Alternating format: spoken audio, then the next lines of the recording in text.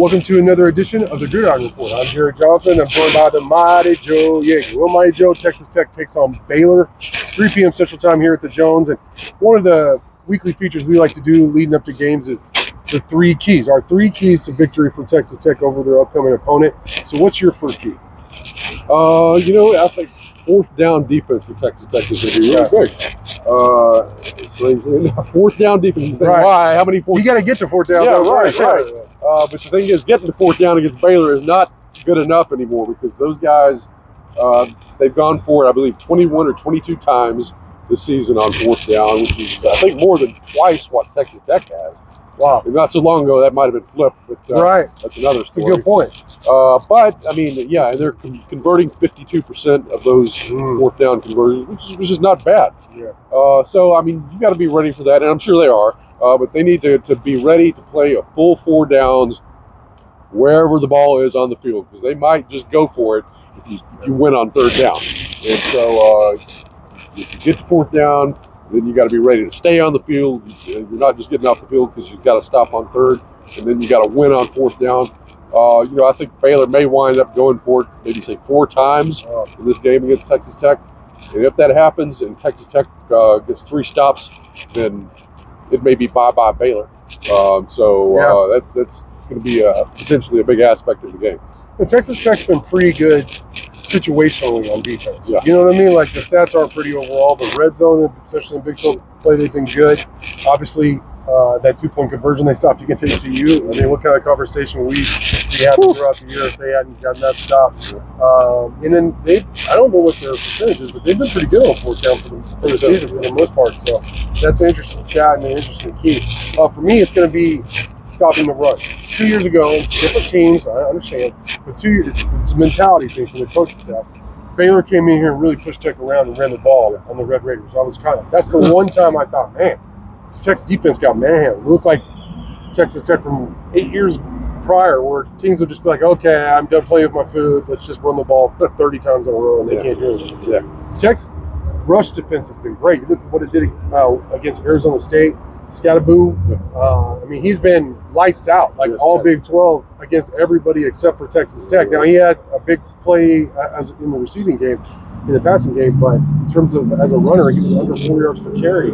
He's averaging like 7 yards or something on the season. So Cincinnati also, now the running backs were dinged up, but they weren't able to run the ball. They threw it all over the yard on you, but they weren't able to run the ball. And in Arizona, I don't remember, they had a couple of runs here or there, but I don't remember it wasn't a huge factor. Texas Tech has been good. With the one exception, Washington State's quarterback, Mateer, going off on you. It's been very good against the run. They can't let Baylor come in and push them around. Like you said, that would hurt them. They may not even get to fourth down if Baylor runs the ball down. I'm not saying there's evidence Baylor's going to come and do that. Just the mentality of 2 years ago made me sick, and I don't want to see that again. I think it would be a huge key. I think it's been a key to Texas Tech. There's 3-0 starts in the Big 12. Absolutely. So what's your second key? Yeah, third key. Our third key overall is kind of an obscure one, but the punting game, and this one is going to be big because Baylor. The one aspect this year where they're just flat out killing it is the punting game. Now their punter. Palmer Williams is averaging 51 yards per boot. So when they do punt, man, when they do, 21 punts on the season, which actually is not enough to qualify him for national ranking. But if it was, he would be leading the pack by a wide margin. He's just killing it. So if Coy Aiken is back there again on punt returns, he may outkick his coverage, a little bit. There may be some opportunities for him to do a little Wes Welker imitation back there, which would be nice. That's one aspect of it. And then on the other side, their punt returner, Josh Cameron is averaging over 19 yards per punt return. How many? Do you know how many punt returners? Yeah, something like 7 or 8. That's legit. It's a respectable number. It's not inflated by one massive return. He had his long return of the year, 54 yards. Okay. But he's broken off several really good punt returns, and so if the game is anywhere close, and if it's anything resembling a defensive struggle, and there are a lot of punts, then Baylor stands to win a huge amount of field position, by winning in the punting game like that. So, I'm not saying Tech needs to go out there and necessarily win that aspect of the game, but to at least be competitive and keep it fairly even. would help their cause quite a bit. You know, it's interesting hearing you say that. You know, you think the punting game would be such a huge boost for Baylor, but Aranda's a big believer in the analytical approach to go for a fourth down, which you mentioned in the first key.